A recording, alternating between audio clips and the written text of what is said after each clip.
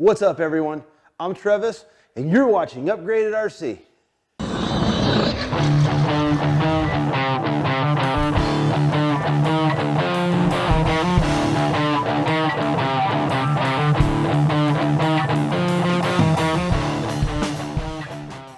Welcome back, guys. This is video number 3 on the top 5 upgrades for the Axial ACX-10-3 and ACX-10-3 JT Gladiator, which is what this is. And today we're going to be wrapping pit bowls around these beautiful GMADE aluminum wheels with the red bead locks here. I'm going to show you how I cut the foam to get it to fit in there the way I want it to, and also how we mount this up evenly, and then we're going to install them on the truck, see what it looks like, and I want to go play with it.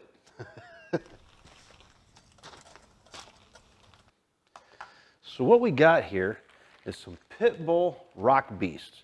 These are the 1.9 scale, and they're in the Alien compound, which I've never used before, but these are supposed to be really good and sticky, and the compound I've heard lasts twice as long as the regular compound.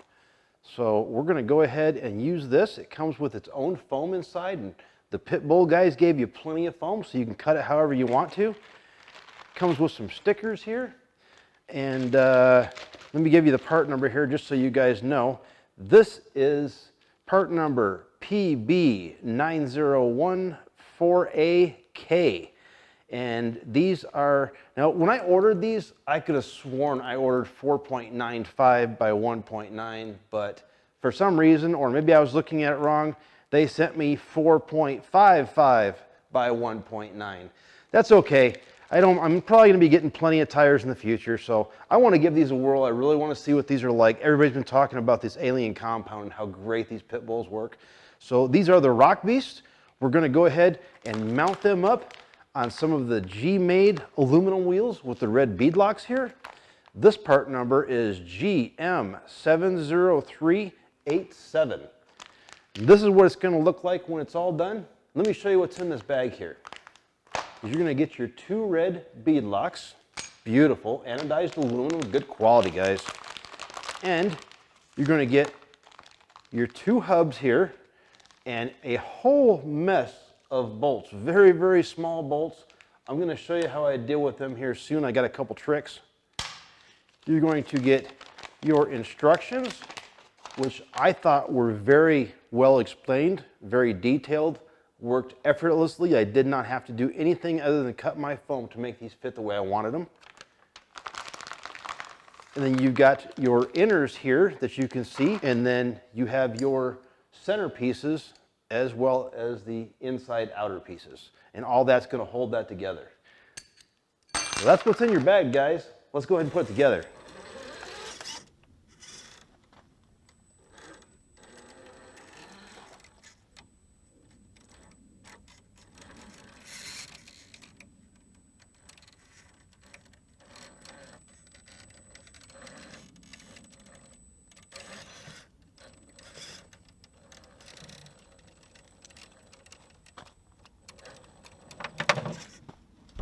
So the first thing you're going to want to do is take your tire and go ahead and stick your fingers in behind your foam so that they're in between the tire and the foam. What you're trying to do is you're going to take your foam and fold it in half. Once you fold it in half, now you can take it out. Now very gently, don't rip this bead on your tire, okay? I know it's pretty tough and pretty durable, but I still think you could rip it if you weren't careful, so be careful. Go ahead and pull your foam out of the tire so it looks like this. Do this to both pieces. So after you get your foam out of the tire, what you're going to want to do is get a pair of scissors, and we're going to cut about a 1/4 inch all the way around the inside of this foam on both sides. And the reason why we're doing that is because when we put our wheels together, we're going to want to sandwich that tire bead in between here and in between here. If there's foam buildup there in the way, it makes it very difficult, as you guys have probably seen, to put the tire together, number 1. But number 2, if it's not going together flat, aluminum against aluminum, you have the foam in there, it's going to kick it off just a little bit, and it's going to give you that stupid wobble while you're going down the road. So I don't want that. I've done it like this many times, and it seems to work really good for me. So I'm going to show you how to do that. And by the way, guys, this, like I said, this is how I do it. I know a lot of you guys are sitting there right now going, man, I don't do that. I like as much foam in there as I can get. That's fine. If you want to do that with the whole foam insert and not cut anything out, that's fine. Go ahead. It works good for you, no problem at all. For me, it just makes it a little bit easier and gives me a little bit more peace of mind that I know that these are nice and tight against each other with no foam in the center, and my tires are locked in the bead and they're not going nowhere. So when you're cutting this with your scissors, like I said, you want about 1/4 of an inch around this edge here. We also want 1/4 inch on this side, on the inside. So don't have your scissors at such an angle like this that you're getting 1/4 inch here and then down deeper on the inside, you're going 1/2 inch or more.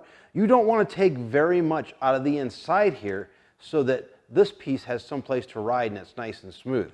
So just do 1/4 inch all the way around the outside and don't go too deep with it. I'm just going to stick my scissors in here like this and just go ahead and start cutting. It looks like you're going to cut the whole thing in half, but you're not. It's just an illusion the way that the scissors are. You're actually only cutting right here. That's the only place that it's cutting. So I'm just going to go all the way around here. This does not have to be perfect by any means. It's just about 1/4 inch so that it makes it easier to get the wheel together.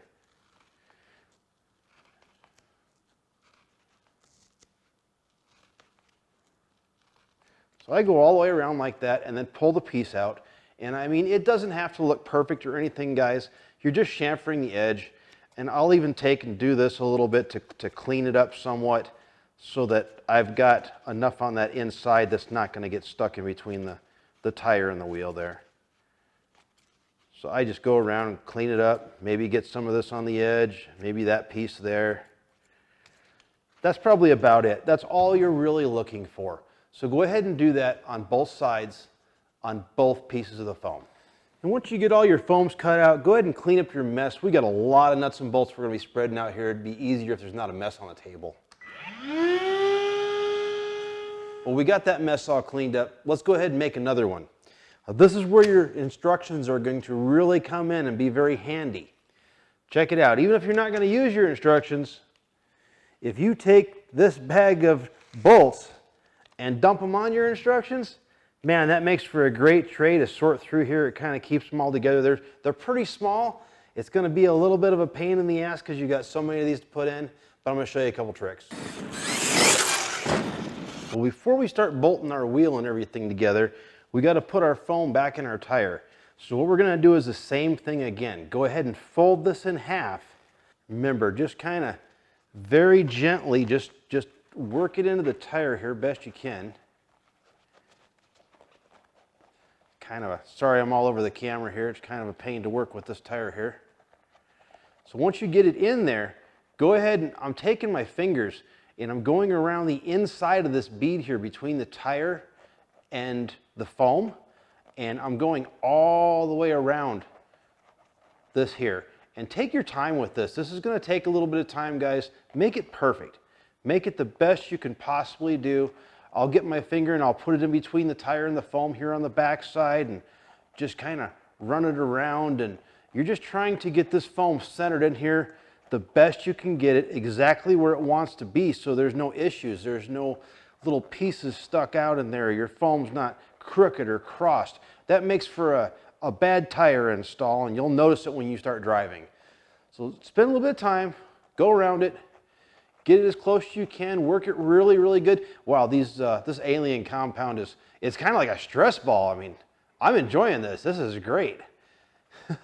So work it around until you get it where you feel that it is just perfect, the best you can possibly do. So now we can go ahead and we can set our tires with the foam in them off to the side. We're going to concentrate on our aluminum bead locks and attaching them to the inner part of the wheel here with the smaller bolts. Now, these bolts here, guys, are really small. There are two sizes of the chrome bolts, okay? There is a 2.5 by 8 and there's a 2.5 by 10, which makes it almost impossible to see the difference.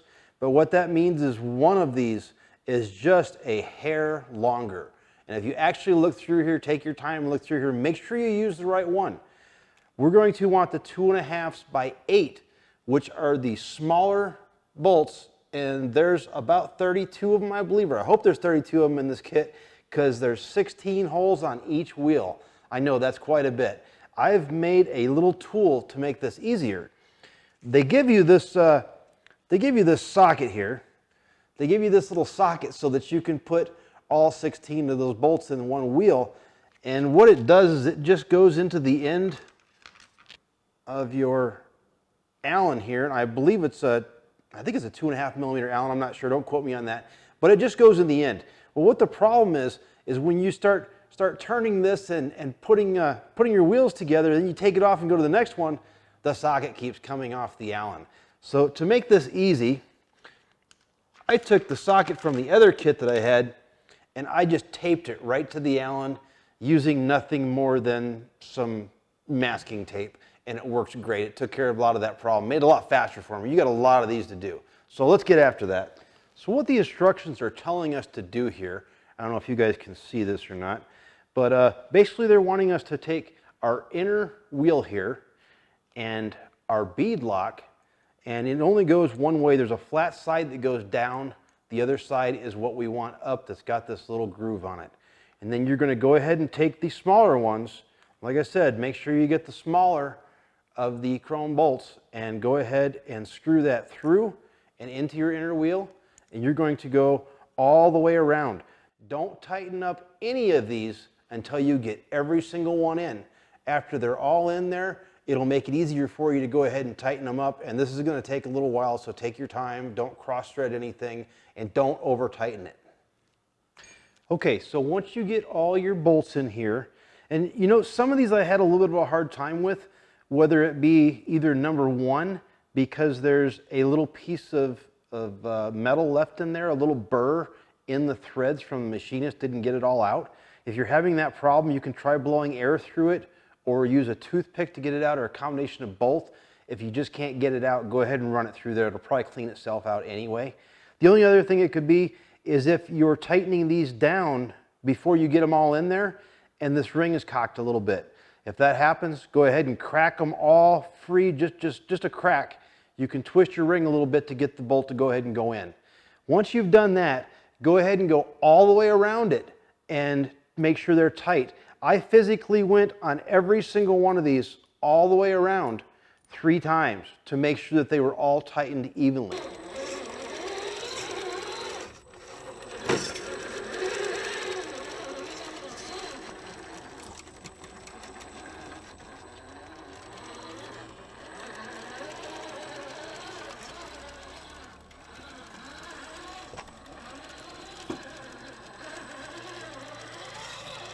Now we can move on to the next step where we're installing our hub here, step 2. So basically you take the piece that you just made, and we're going to take this hub here and you're going to turn the hub upside down so that this little round piece here on the bottom fits into this round piece here on the bottom of your lock, so that your hub is facing the other way that would screw into the axle.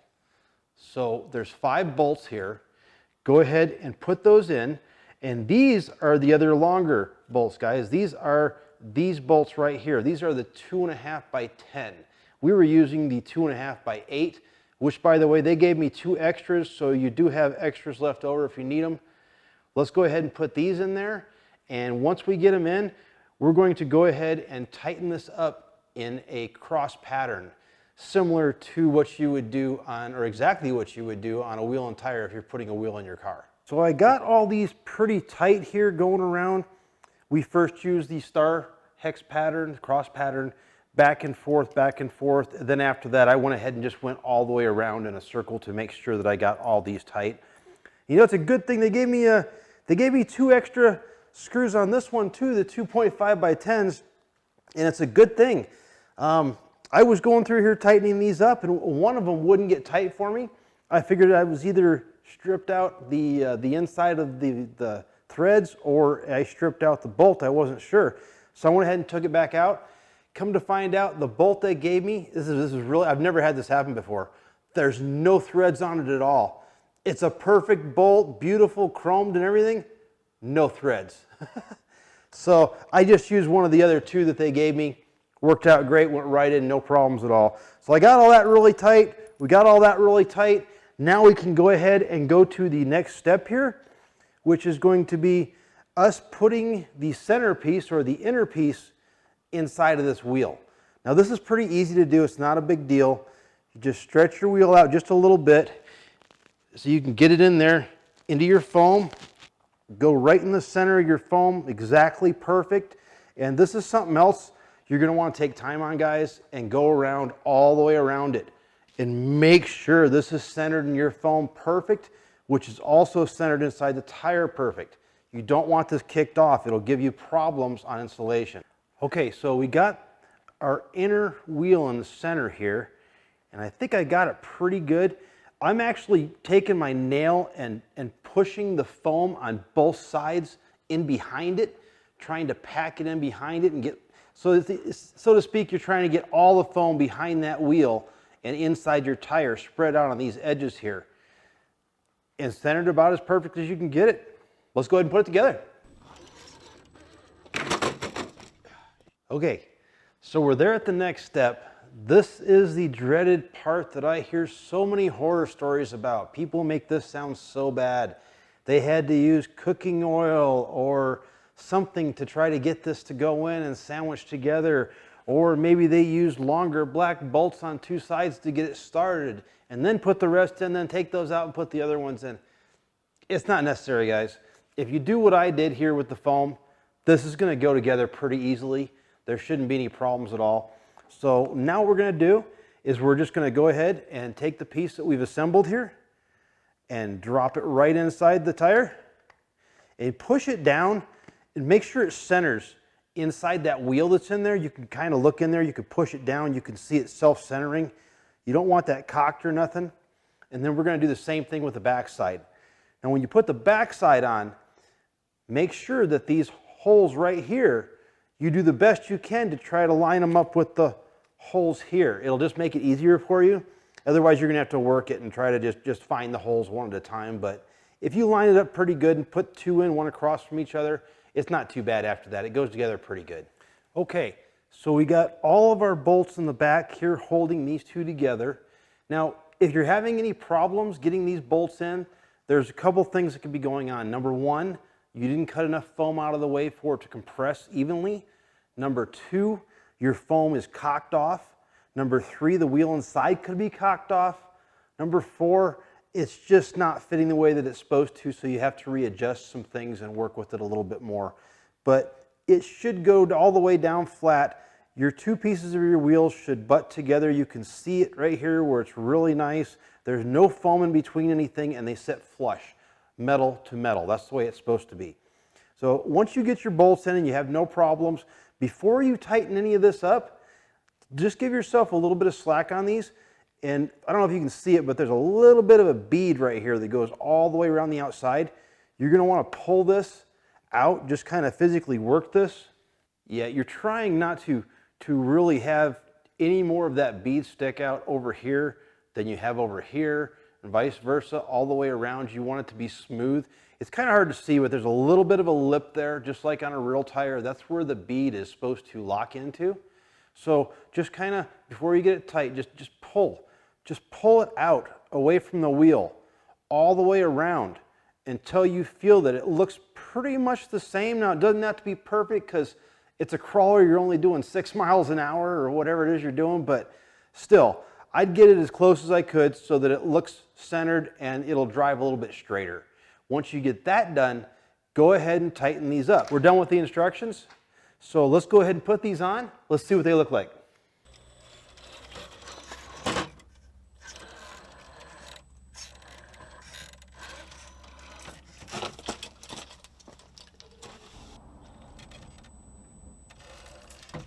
Okay, so we got them mounted up on there. I think these are gorgeous while they look good. That red bead lock on there, it makes the whole thing pop. It looks great. It looks so tough.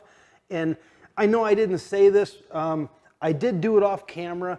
I went ahead and weighed these, and I didn't weigh just the wheel and the tire separately. I weighed them all together as a unit. That's kind of the reason why some of these people put the heavier aluminum wheels on here, because the extra weight helps keep you on the ground, get better traction. You can climb steeper hills and stuff. So anyway, these Nitos with the stock KMCs on it, on the scale they came out at 139 grams. The Pit Bulls wrapped around the GMADE wheels came out at 240 grams. So that's 101 grams per tire. So if you add that all up, that's 404 grams, guys. That's damn near a pound. We're real close to doing a whole pound on this vehicle. That's going to keep us lower and give us a better center of gravity, and just we're going to be able to climb so much steeper hills. I mean, it's going to be great. And I cannot say enough about these Pit Bull alien compounds. I love this so much. I swear to you guys, I'm going to go get another set of these just to keep in my truck so I can use them as a stress ball. They are just so comfortable to squeeze in my hand. I love it. I think that's about it, guys. That's going to wrap up this video. I'm going to take this out and go see how these tires do on the rock and in the water and on steep inclines, and I will let you guys know, just like always. I'll let you know what the results of anything it is that I ever do. In the future videos, you'll know how everything's working out. That's going to conclude this number 3 video on mounting Pit Bulls around the GMADE wheels. Number 4 video for the top 5 upgrades is coming up. You know what it's going to be? It's going to be suspension. We have done our 11-tooth pinion. We have done our wheel spacers. Now we've done our tires and wheels. I think it's only fitting to get the suspension tuned up a little bit next so that everything can ride at the height that it wants to and have the correct amount of articulation and flex. So that's what we're going to do next. Until next time, guys, until that video number 4 comes out, which is just right around the corner, you guys go have fun. Go play, go crawl, go jump in the water, go do whatever it is that makes you happy, that's going to make your day. I'm Travis. You're watching Upgraded RC. Peace out.